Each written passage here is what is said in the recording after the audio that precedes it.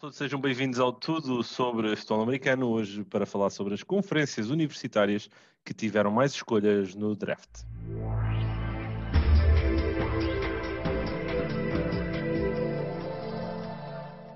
Bem-vindo, Pedro, aqui a mais um episódio, hoje focado aqui nas conferências universitárias, um tópico onde eu não vou dizer que tu és um especialista, mas és um conhecedor. Não estava a dar espera, Não. Epá, mas sou de todo especialista. Comecei a ver e muitas vezes que vi era mesmo apenas pelo prazer de ver college football, porque que é diferente da NFL. Só mais recentemente é que comecei a entrar mais pelas conferências, pelos modelos de jogo, pelas próprias organizações que vão depois fazer para os playoffs, as bowls, não é? As taças que eles têm no final, mas de todo que sou um especialista, de todo. Sim, nós vamos sentar aqui, nenhum de nós é especialista, ok? Vamos já dizer isso aqui. Mas estivemos aqui a tentar perceber um bocadinho e estudar isto um bocadinho.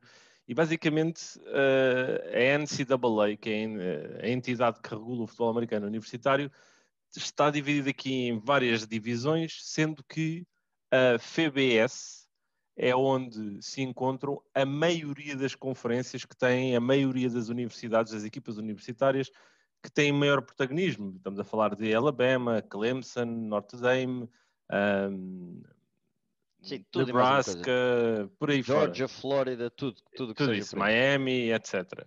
Depois existe a FCS, que é uma subdivisão da divisão número 1 da NCAA, onde existem duas conferências, que é a Southland e a MVFS,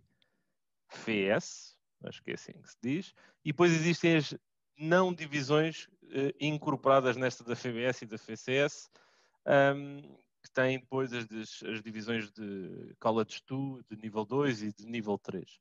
Ou seja, o futebol americano universitário é um caos. É um caos, não é muito fácil de perceber. É um bocado.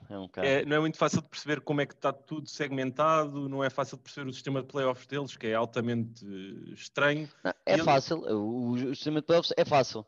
É por quem um comitê decidir que deve ir aos playoffs. É assim. Quais são os critérios? Ninguém sabe. Essa parte já ninguém sabe. Mas que é um comitê que escolhe, pronto, é um comitê. Sim, é muito estranho. E eu vou ser aqui muito, muito honesto a quem nos possa estar a ouvir. Isto sempre foi uma das coisas que me fez não estar muito por dentro e não gostar muito de ver futebol americano universitário. Porque eu sempre senti que eu até podia engraçar com uma equipa, com uma cultura, com um sistema, mas depois eu nunca vou perceber do ponto de vista competitivo onde é que ela encaixa, porque as equipas não jogam, as melhores não jogam entre si, há uma disparidade grande às vezes dentro de algumas conferências, é tudo um bocado caótico. Ainda que seja, obviamente, faz parte daquilo que é o nosso gosto e o nosso trabalho, de olharmos um pouco para aquilo que são os jogadores que vêm do futebol americano universitário para a NFL. Por isso, eu não tenho por hábito de acompanhar o futebol americano universitário, tirando os playoffs, porque sei que são sempre jogos grandes entre as melhores equipas. Sim. E onde grande parte dos jogadores eventualmente vão fazer o pulo para o futebol americano profissional, a NFL, mas não tenho o hábito. Já eu sei que tu acompanhas um bocadinho mais, gostas de ver aqui os sistemas, Sim, eu acabo algumas rivalidades. Por guardar os meus sábados para futebol americano, mas por norma, aí está, eu por acaso é uma situação que eu em todos os desportos que sigo, eu gosto bastante, acabo por ter uma equipa, e em college de futebol não tenho. Nunca tive uma equipa, gosto de várias, de certo modo eu tenho gosto das duas melhores, que simpatizo. Das que são mais, eu sei que é a USC. É a USC e Nebraska. E Simpatizo Nebraska, com pronto. as duas. Yeah. Olha, eu tenho uma t-shirt de Alabama, tenho uma t-shirt de Miami, mas não posso dizer que sou fã inconfundível daquelas como sou, por exemplo, dos 49ers.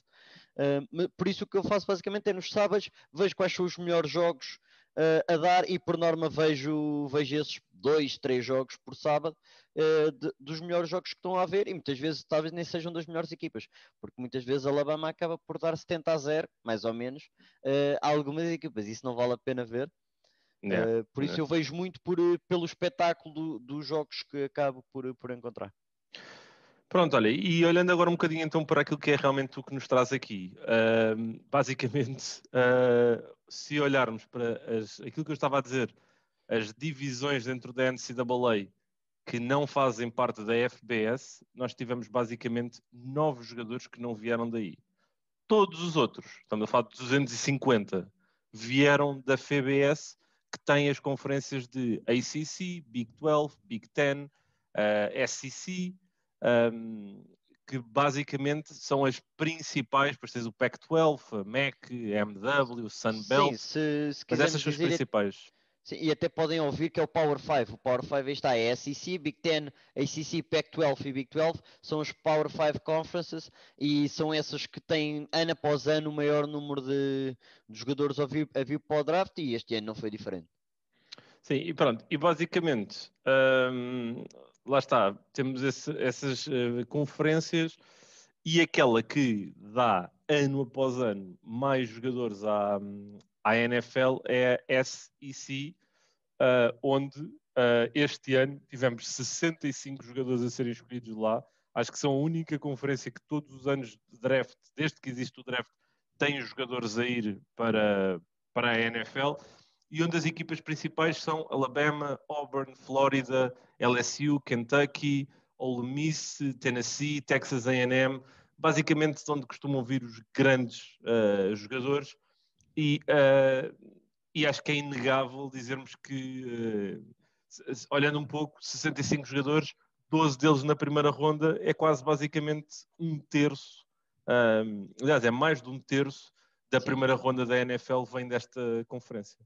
Sim, e porque tem diferença, porque aí está, porque há tantas equipas com talento, e deixa-me juntar Georgia ao que tu disseste, Georgia nos últimos anos então tem explodido imenso, são equipas que, e a realidade, vamos ver desta maneira, os scouts por norma dizem, não se faz scout ao capacete, ou seja, não se faz scout, aquele é um cornerback de Alabama, mas a realidade é que ser um cornerback que é titular de 2 anos na SEC é diferente de um cornerback que é titular no outro lado qualquer, porque o nível de atletas que tem é muito mais fácil um cornerback na SEC estar a jogar com um futuro receiver da NFL do que nas outras conferências, e por isso apesar de não ter um peso diretamente na avaliação de um talento, quando se está talvez atender para um lado e atender para o outro entre dois jogadores, se um é da SEC, por norma terá mais valor pela capacidade.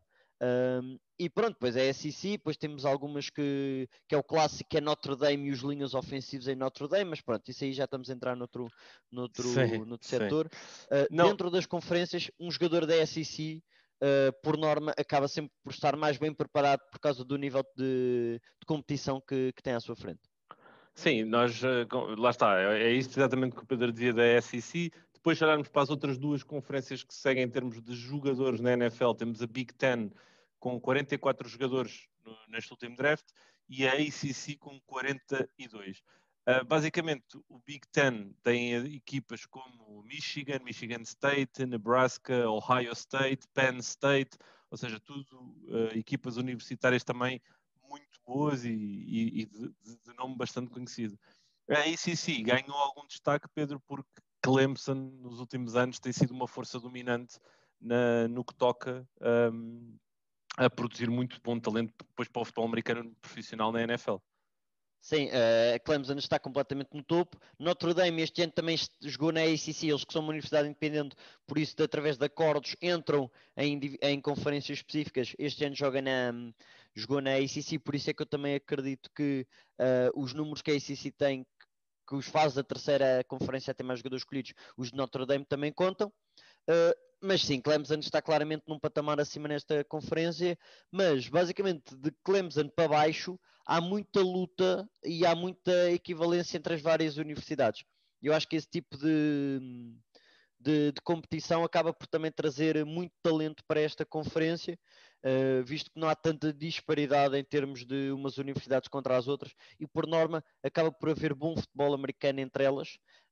Não se saírem, por exemplo, contra a SEC, mas dentro desta conferência acaba por haver bom futebol americano, e isso nota-se depois ao serem a terceira conferência mais escolhida.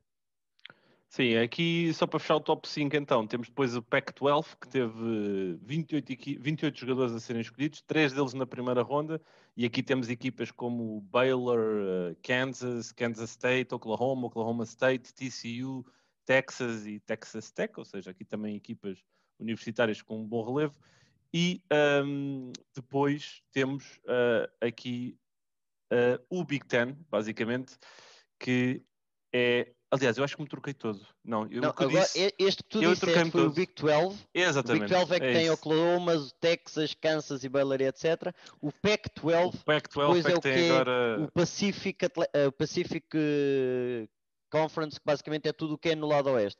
Califórnias até Oregon e Washington. Portanto, tem Stanford, Washington, Oregon State, Stanford, USC, a tua USC, por exemplo, UCLA. E isto é uma conferência também, basicamente, que ano após ano vai variando quem é que são as melhores equipas.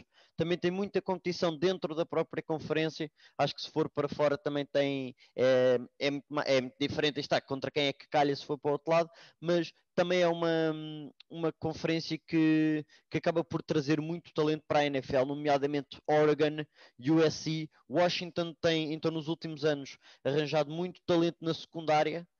Este ano foi, por exemplo, o Keith Taylor, que foi no quinta ronda, o Elijah Molden, um dos meus jogadores favoritos, que foi para os Titans no terceiro round, e tem trazido muito bons jogadores, como Buda Baker, por exemplo, e acho que também tem ganho algum protagonismo, mas Oregon, a meu ver, e o USC, que é a histórica, acabam por ser as maiores universidades desta conferência. É isso mesmo. Fica aqui a correção do meu lapso. A Big 12, que é então a quinta que deu mais jogadores aqui ao draft deste último ano, não deu nenhum na primeira ronda. E para quem se possa estar aqui a perguntar, também temos na Big 12 a equipa aliás, a equipa universitária de Patrick Mahomes, que era Texas Tech, que este ano... porque o Big 12 é diferente, porque o Big 12 é basicamente futebol espetáculo. Se podemos dizer assim, mais provável é jogos dentro desta conferência acabar um jogo 70 contra 60, 70 a 60, porque é muito ataque, é muito spread option, é muito air raid, que aquilo que era onde o Patrick Mahomes jogava, que era muito bomboca para cá, bomboca para lá, e isso acaba por ter pouco futebol tático que transita para a NFL. Ou seja, é muito giro de se ver em college football, só que depois a transição para a NFL acaba por não ser mais fácil para estes jogadores, e isso nota-se também, e os números são claros. A quinta melhor conferência acaba por ser uma transição mais difícil, mas, por exemplo, a nível de quarterbacks, Baker Mayfield, Kyler Murray, o Justin Hurts, vem de Oklahoma, um dos melhores jogadores de college football do próximo ano, possível first round pick, o Spencer Rattler, é quarterback de Oklahoma, por isso... há aqui algum peso na conferência. O Spencer Rattler, que já é estrela desde high school, não é? Também é outro. Também, sim. Também é outro, tem aqui já uma grande visibilidade. E já agora, aqui a título de curiosidade e para fechar aqui este episódio, uma das conferências que é a MVFC, que basicamente é a Missouri Valley Football Conference, não faz parte então da FBS, e como eu disse, houve 9 jogadores que vieram de conferências que não façam parte da FBS principal da NCAA Division 1, e o jogador que veio, escolhido na primeira ronda, é Trey Lance, ele que não fazia parte então, e isso é uma das grandes ressalvas sobre Trey Lance, que é, ele nunca competiu contra a elite da elite naquilo que toca ao futebol americano universitário, por isso há muitas questões, muitas salvaguardas de como é que esse menino se vai comportar agora na elite aqui na NFL. Obrigado a todos aqui por mais um episódio diferente, complexo, um tema bastante difícil, onde tentámos aqui dar-vos uma visibilidade sobre o futebol americano universitário. É um tópico interessante e que poderemos voltar aqui talvez no futuro para tentar explicar um bocadinho mais aqui este funcionamento, mas para isso eu e o Pedro também vamos ter que nos agarrar aqui a livros e ir estudar um bocadinho este tópico. E deixe-me só sugerir também conversas de quarterback com o Bernardo, também entramos um bocadinho neste tema. Pronto, mas aí está, qualquer um de nós tem gosto nestas coisas, por isso qualquer pergunta que façam nós também vamos tentar sempre descobrir para tentar descobrir e falar mais sobre isto. O Pedro geralmente jogava à defesa, mas agora fez aqui um passo à quarterback para irem aqui receber esta bola e irem ouvir então aqui este podcast do Bernardo, Conversas Quarterback, onde podem encontrar então aqui no episódio mais recente também algum input, algumas notícias sobre o futebol americano universitário. Um grande abraço a todos, um excelente dia e até ao próximo episódio.